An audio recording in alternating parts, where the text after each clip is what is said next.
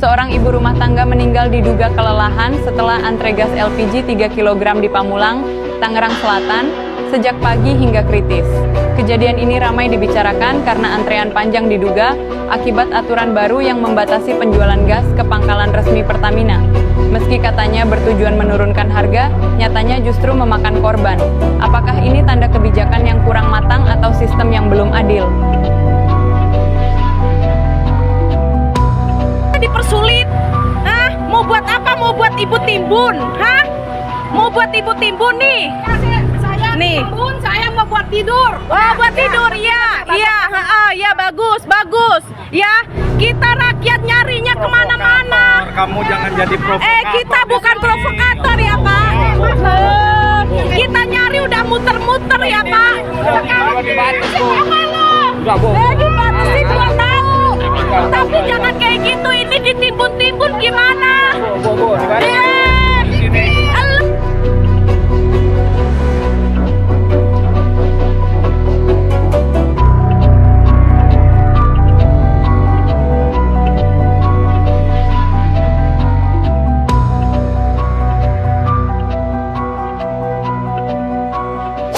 Kasihan, bayangkan itu yang orang meninggal gara-gara 3 kilo hanya untuk menikmati subsidi yang kecil saja, rakyat itu disiksa gitu loh. Sementara orang kok mulai terang laut ditaruh ke bank gitu loh, rampok di uang negara gitu loh. Aman bos, mengeksplorasi batu bara sampai terus hidup ini masyarakat disiksa begini bos. Ini tercemar artinya. Apakah untuk bisa mendata siapa saja pangkalan yang membeli kemudian mengecerkan dengan harga berapa, itu nggak jelas.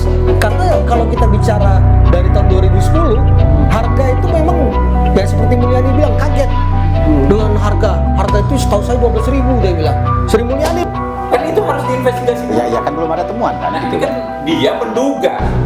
Melakukan, jadi gini, dia ini melakukan semua harus beli ke pangkalan karena ada dugaan permainan itu.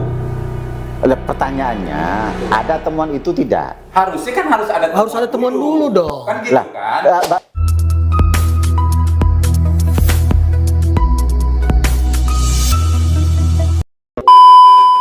Assalamualaikum warahmatullahi wabarakatuh.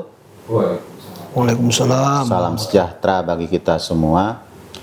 Bertemu lagi dengan saya Suhawi di acara Bandit Kota News.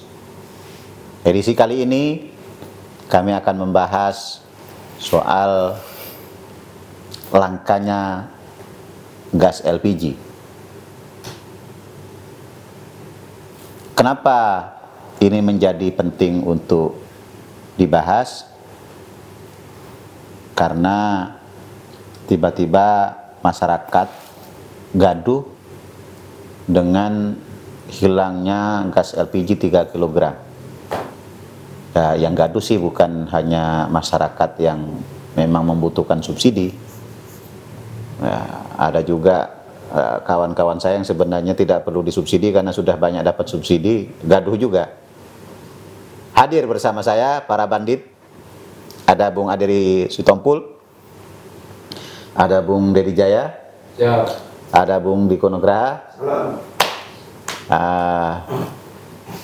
Ini kita akan bahas masalah gas ini.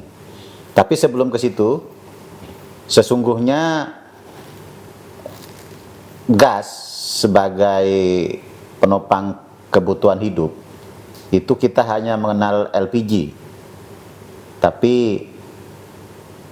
perusahaan-perusahaan BUMN kita sebenarnya juga bisa menghasilkan LNG dan bisa menghasilkan CNG. Nah, tapi memang lebih populer LPG. Kenapa lebih populer LPG?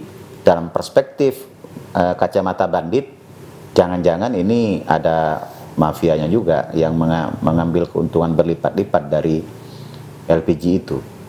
Bung Dedi, silakan. Oke. Ya, ini memang kalau dibiarkan kondisi kayak gini kan kita ngeri juga kalau melihat orang antri gitu kan, kepanjang gitu. Karena sekarang ini kan nggak bisa lagi warung-warung itu jadi pengecer nih. Jadi LPG itu kan harus beli di pangkalan. Nah, sementara kan pangkalan itu terbatas ya. Tiap misalnya mungkin dalam satu kelurahan itu hanya ada beberapa pangkalan, gitu kan?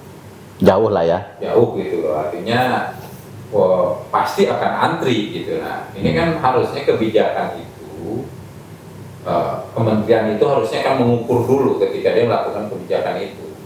Pertama, ya harus ditingkatkan si pengecer itu menjadi pangkalan. Kan itu harus dipermudah dulu gitu kan. Misalnya katakanlah kalau menjadi pangkalan itu modalnya itu harus misalnya dia memiliki salah satunya misalnya 100 tabung, ya paling tidak dipangkas jadi 50 tabung. Sehingga kan itu memudahkan gitu kan. Ini kan begitu kebijakan ujuk-ujuk, terus kemudian infrastruktur di bawah nggak siap, kebutuhan masyarakat, sehingga akhirnya antri kan, chaos gitu loh. Kan gitu tuh. Nah ini kan apakah ini memang kalau kita berpikir cara bandit, apakah ini sengaja memprovokasi arwah, ya kan, arus bawah, ya kan, atau apa ini kebijakan gitu loh. Nah sementara sedang digelorakan bagaimana meningkatkan UMKM. Kan ini bisa saja ini menjadi daya ungkit gitu loh. Ketika pengecer-pengecer warung-warung itu kemudian dinaikkan misalnya jadi pangkalan. Kan gitu kan, yang tadinya hanya 10 tabung, oke, dibantu dia bisa dengan permodalan bisa 50 tabung, sehingga diperbanyak gitu kan. Kalau misalnya ukurannya kan harus ada perbandingan gitu loh. Misalnya di satu kelurahan itu ya minimalnya misalnya harus ada 200 pangkalan misalnya. Kan gitu kan, itu kan harus diukur dulu.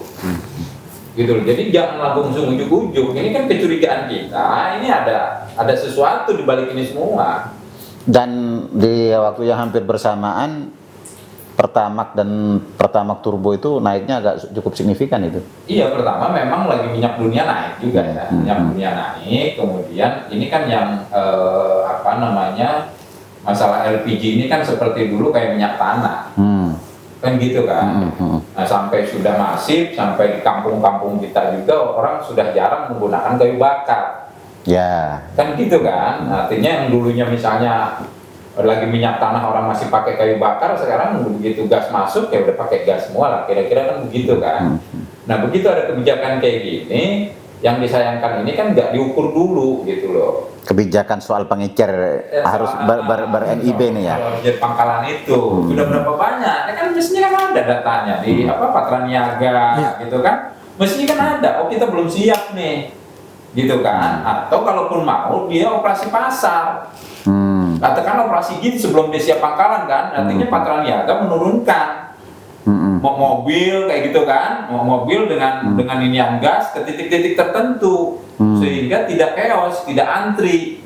Nah ini kan kalau saya melihat lebih jauh lagi nih, apakah ini memang ada sebuah skenario ingin memperburuk citra presiden gitu loh.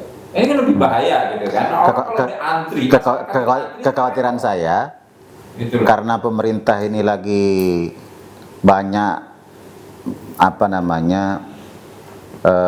mempersoalkan sepak terjang oligarki yang merugikan rakyat ini. Serangan balik gitu. Ini serangan balik. Gitu. Mungkin kalau dilihat dari kebijakannya, oke, nggak ada yang salah. Artinya dia melakukan ini karena untuk tepat sasaran, di mana banyak ada mafianya juga di situ, ya kan? Yang harusnya dia dijual dengan harga subsidi, kemudian dioplos. Itu kan banyak tuh, banyak yang main-main begitu gitu kan. Cuman kan yang kita ini kan kebutuhan masyarakat gitu loh. Tetap saja karena pangkalan ini belum siap kalau untuk langsung masyarakat ke sana. Itu bisa antrian panjang itu, bisa 100 orang ngantri sementara orang mau masak susah. Nah, saya pikir kebijakan itu perlu juga diteliti dulu gitu loh. Ketika memang chaos kayak gini apa tindakannya? Ya kalau saya sih solusinya ya turunkan mobil itu, mobil-mobil pengecer itu yang langsung itu di bawah Patra Niaga.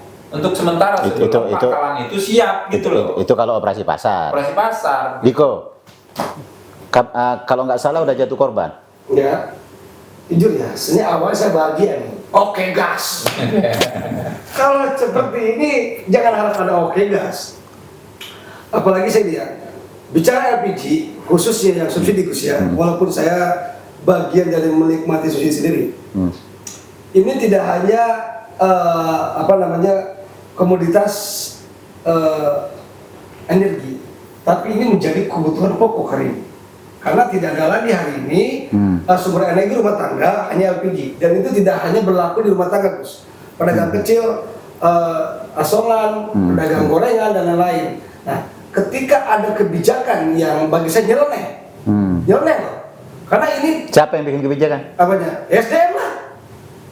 Dia kok ujung kebijakan. Regulasinya ya? Ya, saya pikir ini kenapa saya kata nyeleneh?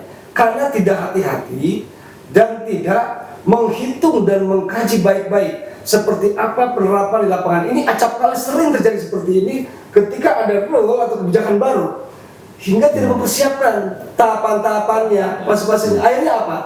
Dampaknya di masyarakat ini menjadi kisruh dan ini akan dimanfaatkan oleh para oknum. Ada mal, terus yakin dong. Misal kalau saya anggap agen kecil megang 100 galon, karena ada kebijakan seperti ini, saya harus sertifikasi atau harus punya izin. Akhirnya saya tahan. Bayangkan kalau 1000 per kota aja galon ditahan per 1000, kali berapa 1000? Berapa hari ini masyarakat nggak bisa ngambil? Walaupun Pertamina nggak ada orang yang keep. Ini yang terjadi, Gus. Contoh, saya tadi baru ngecek ke orang rumah saya, berapa sekarang? Ada sih Pak, tapi 25.000, yang biasa 18.000. Oh, jadi naik harga? Jadi naik, itu real. Nah ini kan ada diuntungkan. Jadi ada aku yakin ada spekulan jadinya ya? Sahabat para spekulan ini tidak mungkin dia tidak merencanakan dana koneksinya. Pegang ribuan Pak kalau. Nah, apalagi dampak yang paling konyol. Tadi di Bekasi nenek-nenek meninggal kelelahan. Ngantri. Terus ada ibu-ibu lagi hamil langsung dibawa rumah sakit. Hanya darah antri demi 1 galon. Demi melon ya? Iya, demi melon. Jadi tolonglah kepada aparatur negara ini, mereka rakyat yang menggunakan subsidi tidak menikmati kekayaan dari bank-bank yang dikeplang, tidak menikmati hasil bongkaran sumber daya alam, tidak menikmati hasil kongko-kongko kebijakan fiskal.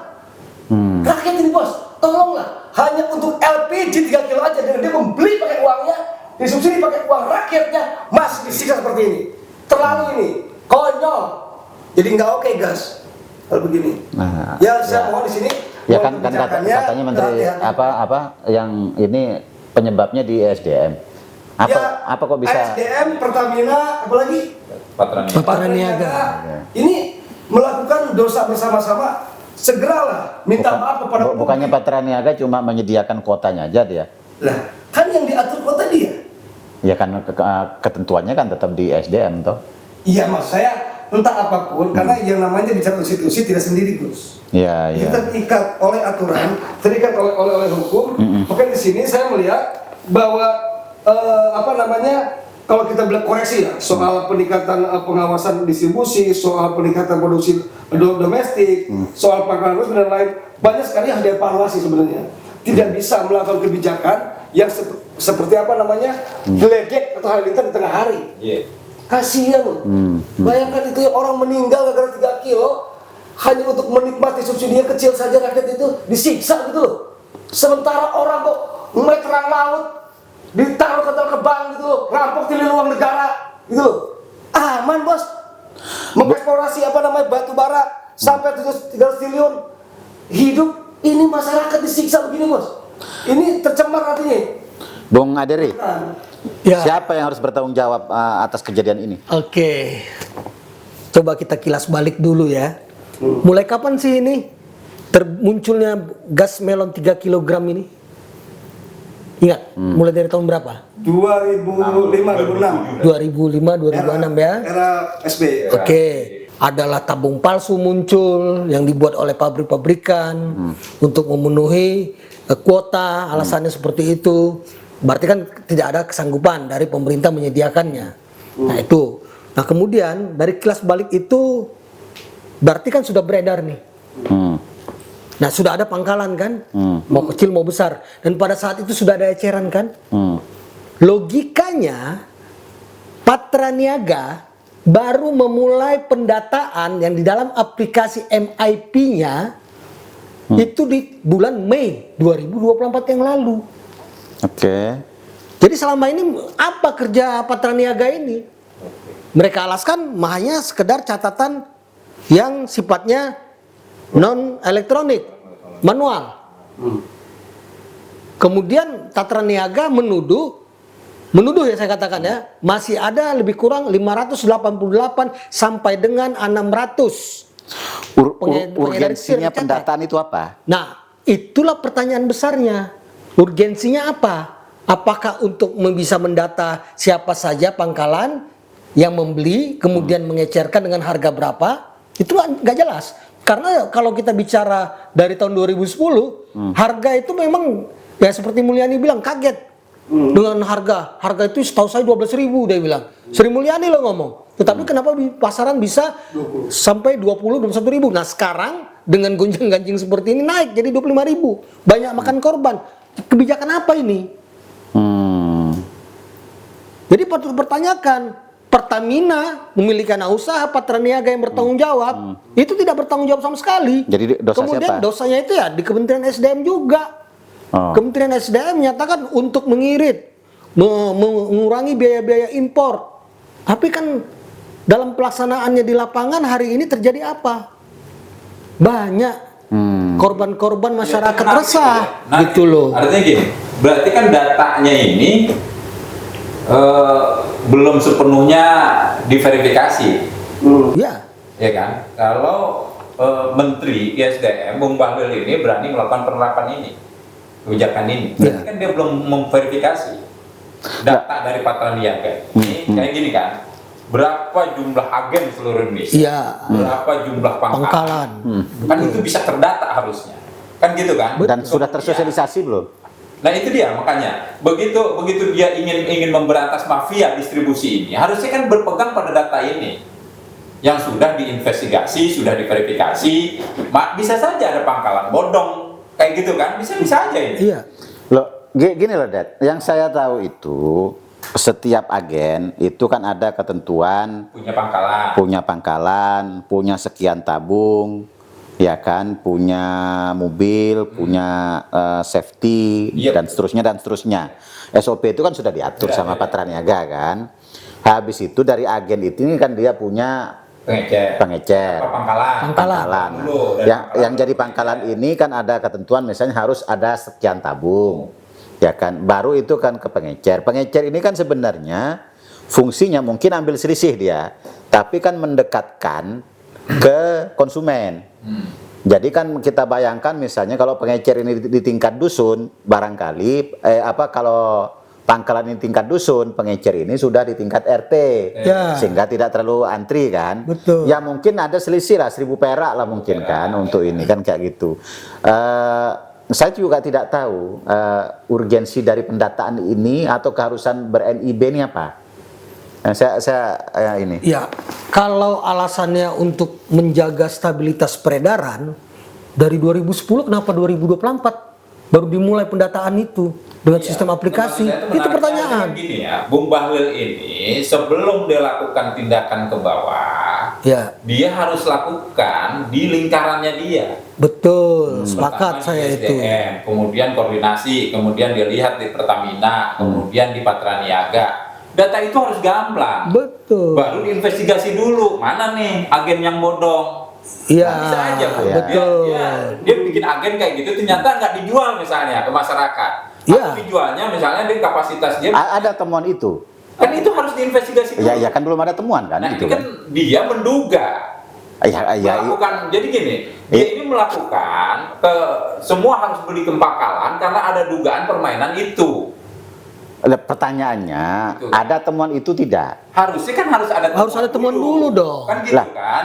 Bagaimana kok sebuah kebijakan didasarkan pada asumsi dan praduga? Makanya saya bilang kebijakan publik ini bermasalah. Gitu harusnya dia telusurin dulu nih Patra Niaga. Contoh lah misalnya ya di daerah Jakarta itu ada berapa sih agen? Kan gitu kan? Ada berapa sih pangkalan? Kemudian dilihat perbandingannya kan dalam satu kelurahan itu di Jakarta itu ada berapa pangkalan? Sebenarnya kan tidak susah. Itu. Patra Niaga itu pasti punya data agen. Nah itu yang baru terbit Tadi 2024 Lah ya, kemarin. nggak susah. Data Patraniaga agen dan punya data agen. Itu data agen dan data pangkalan. Diminta tiap agen itu agar menyerahkan data pangkalan dan data pengecernya. Nah, harusnya begitu. Kan Kemudian selesai. harusnya dicek dulu. Lah ya. Dicek kan sama dia, oh benar nggak nih? Ini Nah, jual ke masyarakat. kayak gitu. Iya. Kan bisa, kenapa sih pakai cepu atau pakai indik-indik, pakai informan kan? Lah itu. Oh, benar nggak nih? Pangkalan si A nih ngejual misalnya memang dalam 1 minggu atau 2 minggu ini 200 tabung.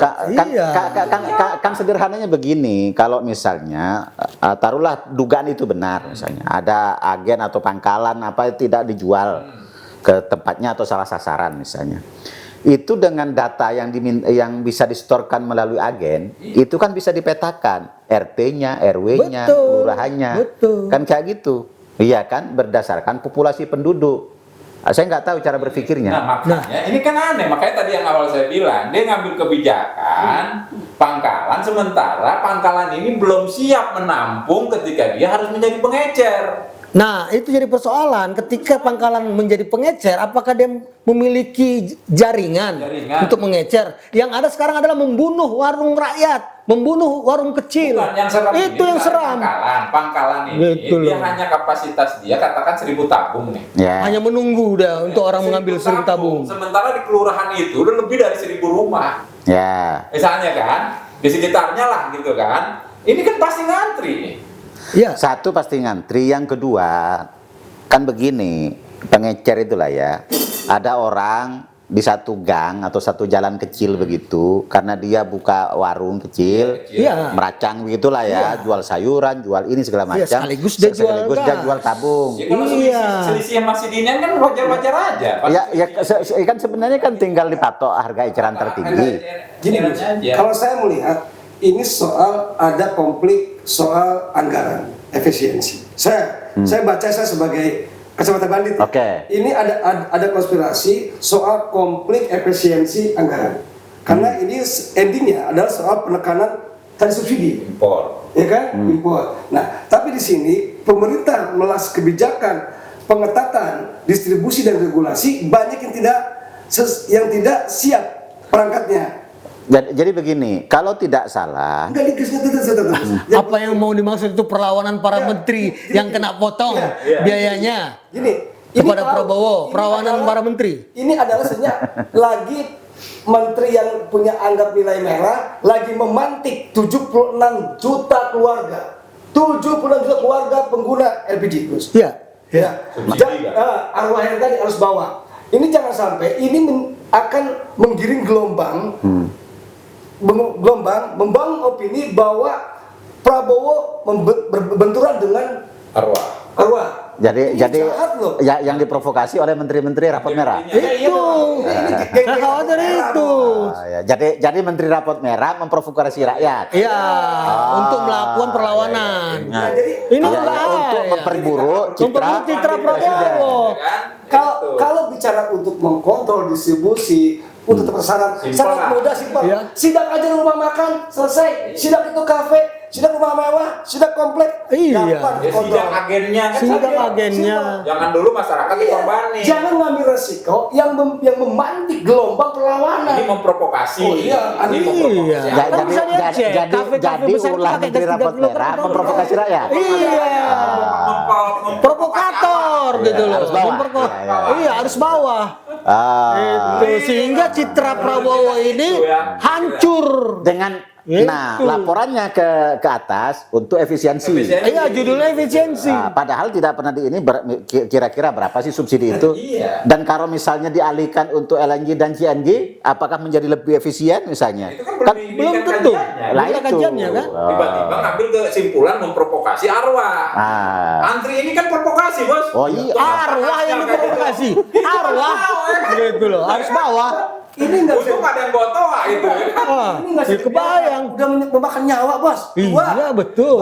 Dua makan nyawa, masih biasa. Saya saja perjalanan dari kantor ke sini saja macet gara-gara apa? Orang ngantri panjang. Punya saya bawa rekamannya kok. Gila saya bilang. Ya saya Pemirsa, kalau memang soal LPG ini mau dikurangi dengan alasan efisiensi, maka harus ditelaah dan dikaji dengan benar tanpa harus menimbulkan kepanikan yang begitu masif. Termasuk dengan alternatif-alternatifnya seperti LNG dan CNG. Ini harus dikaji dengan tuntas sehingga rakyat terlayani dengan baik. Iklim usaha, ketenangan, ketertiban rakyat juga terjamin. Tapi kalau ini menjadi bagian dari upaya untuk memperburuk citra pemerintah yang dilakukan oleh oknum-oknum menteri rapot merah, maka ini harus dilawan. Dan kalau ini juga bagian dari manuver perlawanan oligarki, orang-orang kelompok-kelompok jahat yang saat ini sedang ditertibkan oleh pemerintah, maka kita juga harus lawan. Sekian edisi kali ini, sampai ketemu dengan Bandit Kota News edisi berikutnya. Assalamualaikum warahmatullahi wabarakatuh. Hancurkan konspirasi. Jangan provokasi arwah.